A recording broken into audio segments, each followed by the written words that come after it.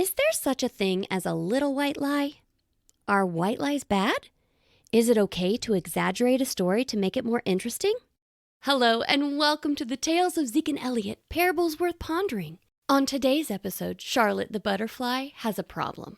She likes to talk about any news she's heard, even if she doesn't have all the facts. Join us for today's episode as we untangle the story of Charlotte's web of lies. It takes a leap of faith, but that's a step worth taking. If the path we face is the one God's making, when He says go, we won't be alone. Let's take a leap of faith. Two loud voices could be heard above the wind by most every resident living around the pool. The tone of their voices varied from frantic to angry to comforting. All the ruckus seemed to come from the home of the two dragonflies, Murray and Penelope Darner. The residents couldn't tell what had happened to the married couple, but they knew it didn't sound good. Murray, you could have been hurt when that wind knocked the house against the pole it's hanging from. I've told you over and over that this was bound to happen. But did you listen to me? No, I could have lost you. But you didn't, and you're okay, and I'm okay.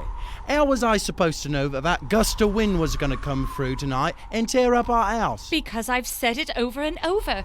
Murray, all it would take is one good wind to kill us in the night. Haven't I said that? That's a bit dramatic, don't you think? Dramatic? You want dramatic? How about buying this house in the first place because it was shaped like a lighthouse? You just had to have it despite me telling you that it was in bad shape. Ah, love, you know I've always wanted to live in a lighthouse. I was going to do some repairs on it when I had some time. Well, I guess you'll have time now. When the sound of the crash occurred, Zeke, who was snoring on the hearth of Elliot's fireplace, awoke with a start. Elliot nearly fell out of bed with fright at the noise. The two frogs had planned an early start to go fly fishing, but were now evaluating the damage done to the dragonfly's home. Meadowlark had heard the disturbance and had flown over to see if she could help. This is a disaster. It's not safe. It will be all right. Zeke and Elliot are here to help now. Well, it may take some time to get things back together. The damage to your belongings is minimal, but the structural damage to the house is going to take some time. So what are we supposed to do until then? I can't stay here. Penelope, how about you stay with me for a few days until this is cleaned up? In the morning, Murray, you could begin looking for a temporary place. Zeke and Elliot will get your things picked up and do what repairs they can. Thank you, Meadowlark. We really appreciate it. That sounds like a good plan. I'll stay here and collect our food and belongings. With a plan in place, Penelope felt better and went along with Meadowlark to get some rest. Murray, Zeke, and Elliot worked until the sun was up, and all three could no longer keep their eyes open. They agreed to meet again that afternoon after they all got some sleep. The weary frogs were ambling down the path discussing the night's events. A darling butterfly flitted over their heads towards a flowering bush.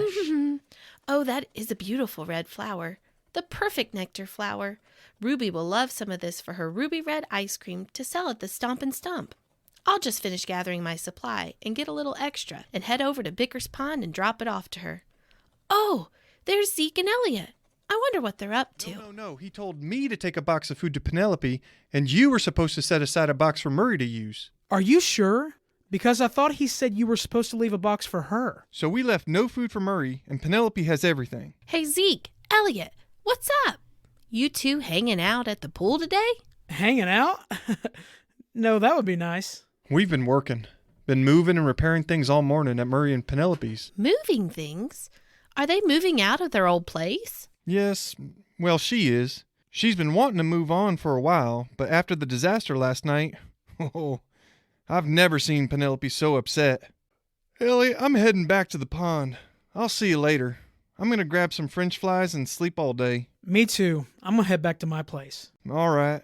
I'll see you later this evening. I'll bring that extra dolly from the shop to move the boxes.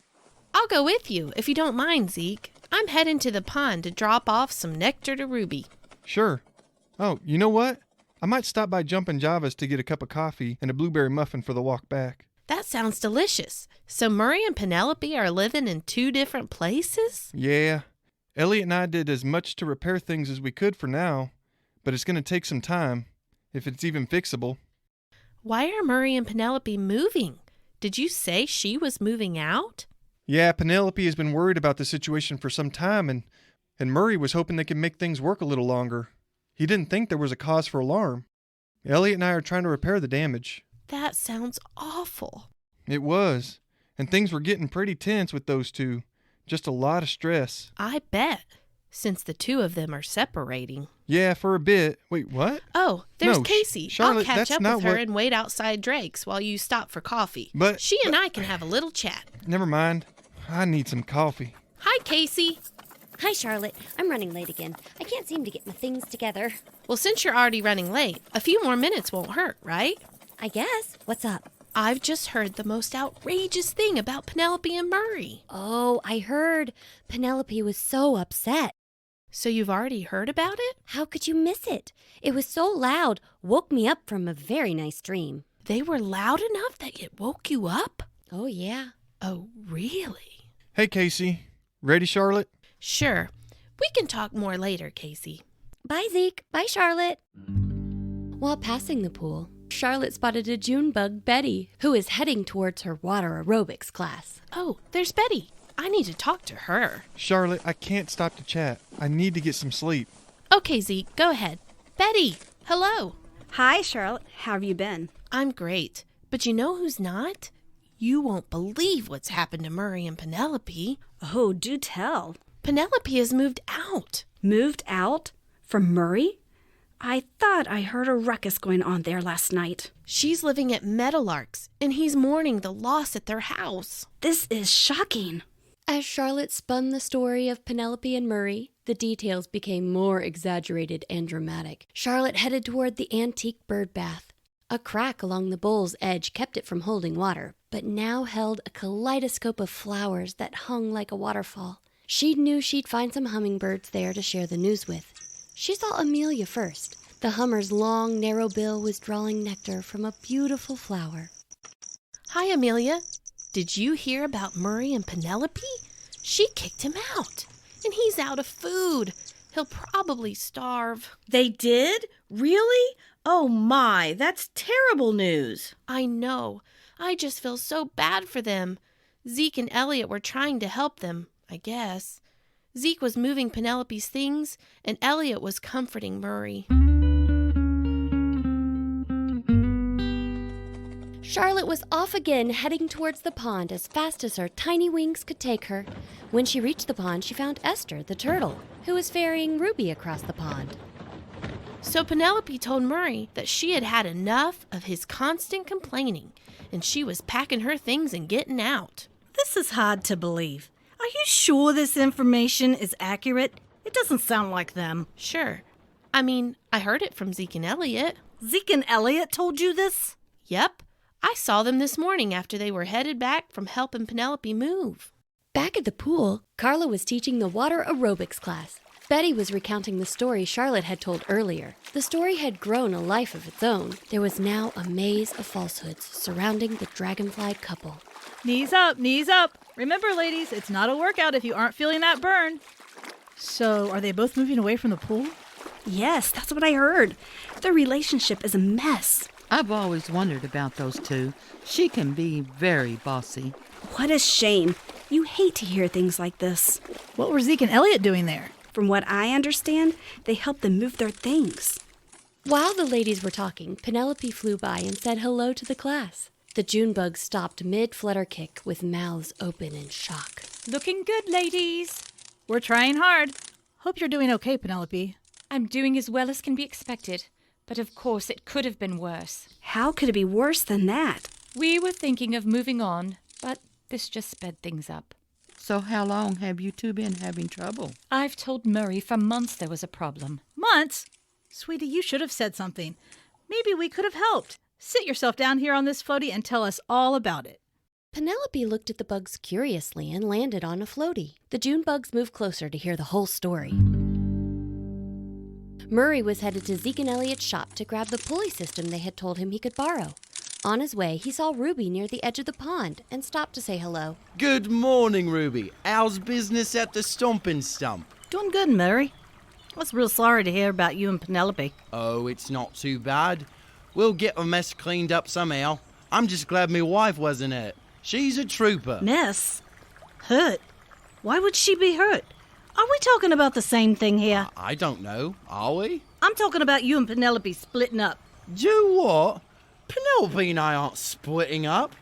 Last night's strong wind knocked our house up against the hook and did some damage. Penelope's been after me for a while that we need to move before this happened, and I just kept putting it off. Where did you hear such a story? I'm sorry, Mary. I honestly didn't know. Charlotte told me she heard it from Zeke and Elliot, but I knew I shouldn't have listened to her. Please forgive me. It's all right, Ruby, but I am going to have a talk with Zeke and Elliot about this. I thought I could depend on them. And I'll know better than to listen to Charlotte next time. I'm real glad to hear that things are okay. By now, the two dragonflies had discovered the web of lies that had spread across the pond and pool. They were furious, and each went to find the frog they thought was responsible for the misleading information. Zeke! Zeke! Are you in there? I need to speak with you. Who's there? Can you come back later? I'm trying to sleep. Zeke, this is Murray. It's very important. I need to speak with you. I'm coming. Hold on. What can I do for you, Murray? I was just trying to catch up on some sleep. You and Penelope okay? Well, I guess it depends on what you mean by that question. I just heard a terrible rumor that's going around the pond about me and Penelope. You woke me up for a rumor? Yes, I did. I was told that you and Elliot were telling people that Penelope and I were splitting up and getting our own places. What? No, I never. Elliot would Who said this? Well, you've said something to someone. Oh, no. Charlotte. Charlotte the butterfly? The one who likes to talk your leg off? Yeah, and she's been known to repeat things less than accurately. But why would she spread lies about me and Penelope? Up the hill near the pool, Penelope was having the same conversation with Elliot. Like Murray, she had woken Elliot from a deep sleep with her tenacious knocking at the door. I honestly don't know how this happened, Penelope. I came home after we left your place and went straight to bed. We had run into that little butterfly, Charlotte, and she was going to keep Zeke company. Charlotte? I guess I should have known. She has a reputation for exaggeration and embellishing the truth.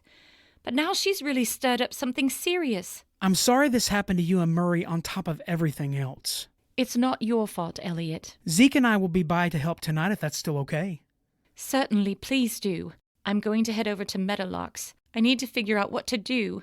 She has a lot of wisdom on how to handle these types of situations. Penelope flew to Meadowlark's, a dome-shaped cup of grass hidden in the meadow between the pond and pool. When she arrived, Meadowlark wasn't home, so Penelope landed on the guest room bed and had a good cry. She'd heard several creatures call out to her, saying they were hoping things would get better. From the tones of their voices, she knew they weren't referring to their house damage. Soon she heard the flutter of wings as Meadowlark arrived home. Penelope, are you here? Yes, back here. Are you okay? I will be. Did you hear all the talk?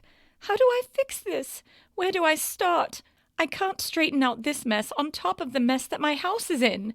I followed the path of where the story started, and I have found the source. Charlotte. Yes. I don't have time to find her and then go around clearing all this up. Murray and I have to find a new place to live. Would you mind if I took care of it? Oh, would you? I would be so grateful. You meet up with Murray, and I will find our friend Charlotte and get this straightened out. Thank you, Meadowlark. Charlotte was at the crispy bark, drinking a glass of freshly squeezed nectar tea. There were several customers gathered around listening to her tale of woe regarding Murray and Penelope. Meadowlark entered and cleared her throat. Charlotte looked up to see the bird staring straight at her. Hello, Meadowlark. Did you hear the news? What news would that be? That Murray and Penelope's house was damaged by a gust of wind last night? Or that someone is spreading lies about their marriage? You could have heard crickets chirping. The usually composed, wise-hearted bird had a much different look on her face. It was obvious to everyone that Meadowlark had put an end to the gossiping. Charlotte, may I speak with you outside for a moment? Okay, yeah? Do you know why I want to speak with you? I'm not sure. I guess it has something to do with Penelope and Murray. You know, Meadowlark, I heard all this stuff from Zeke and Elliot. Charlotte. I did. We were walking back from the pool, and Zeke had just caught a huge mess of fish. There was one that weighed 80 pounds, and it had stripes like a tiger. Charlotte, you have to stop. You are telling lies all over the pool and pond, and it's hurting Penelope and Murray. I would never hurt anyone. It was just little white lies to make the story more interesting. But Penelope and Murray are being hurt by this. Their marriage isn't falling apart.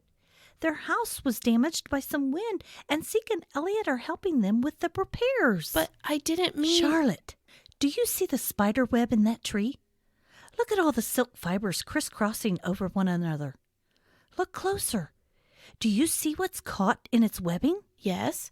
I see a fly trying to escape, but it's stuck. Do you know what's going to happen to that fly? The spider is going to eat it. Yes. Lies are like spider webs. But they're not big lies. They're little white lies. Just stories for fun. There's no such thing as a white lie or a little lie. They're only lies. Your stories are like fibers we see in the web, and Penelope and Murray are like the fly. You've caught them in your web, and they are being eaten up by it. Did I really hurt them? Yes. Proverbs says that anyone who lies about his neighbor hurts him as a club, sword, or a sharp arrow would. I just left Penelope, and she felt wounded, just like the verse says. She doesn't know how to correct all these rumors you've spread. I never meant to hurt anyone. I need to find them and apologize. Yes, I think that would be wise. And you should really find everyone you lied to and correct the falsehoods you've spread. Oh, do I have to do that? That's so embarrassing. Yes, it will be. But there are consequences to every action, and this will help you to choose your words more carefully next time. Charlotte flew to Murray and Penelope's house to find the couple and apologize. Then she spent the rest of the day flying around the pond and pool, correcting all the lies she had told. As she made her way, she came across a charming bird bath that was filled with dirt, pebbles, and beautiful This would be lovely. flowers. A lighthouse would fit perfectly nestled between the flowers and the pebbles. She hurried back to the Darners' home to tell them her discovery. She found them discussing repairs with Zeke and Elliot. They'd finally gotten the lighthouse lowered to the ground. She began explaining her find and convinced the group to follow her to the bird bath. Penelope, I'm telling you, it's beautiful. You'll love it. And there's a little spot to put the lighthouse, Murray. It's perfect for both of you. Do you think we could get the lighthouse up that high? Elliot? Zeke? What do you think? I think if we used the pulley system and got help from Mr. Mouse and a few other fellas, we could do it. I agree. And we've already cleared everything out of the house, so we don't have to worry about that. I'm good as long as it doesn't hang from a chain. You're right, Charlotte. It is beautiful. Beautiful? It's the ideal place for me lighthouse. We can look out and protect our neighbours. You can see everything that happens around the pool from here. You can? Charlotte. Right. No more stories.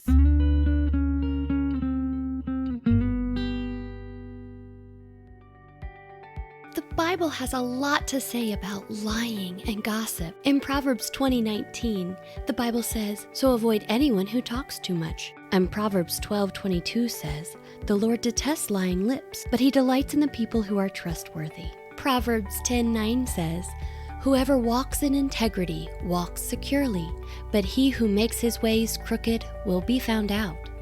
So as we go and talk to our friends and family, let our lips say only the truth, that we may be trustworthy to those around us and to the Lord.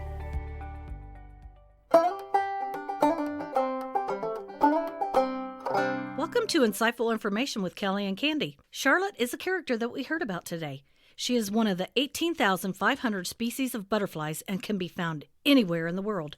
Except Antarctica. Brrr, that place is really cold. Kandy, did you know that butterflies do not actually sleep? They do what is called quiescent. Did you say croissant? I am so hungry. No, it's pronounced quiescent. This means that they rest, but quiescence is not the same as how people or animals sleep. Since they don't have eyelids, their eyes don't close when they're resting. When the weather is cool or cloudy, butterflies will rest with their eyes open. Wait, does that mean they can see everything going on around them while they're sleeping? Talk about a nightmare. That would be creepy. I don't know the answer to that because I have eyelids and mine are closed when I'm sleeping. Now I'm hungry and tired. I could do lunch or coffee. Or both. Bye, kids. Thanks for listening today. Have you visited us at zekeandelliot.com? There you can find all kinds of information about Zeke and Elliot and sign up for our newsletter so you never miss any news from Bicker's Pond. If you enjoy these stories, please like and review us on your favorite podcast app and don't forget to share with your friends. We look forward to meeting with you again.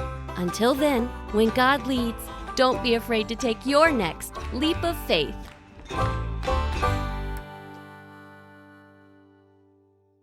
Penelope and I aren't splitting up. Last night's strong wind... Okay, I got to read over this and then I'll... I'm talking about you and Penelope splitting up. Splitting up? Okay.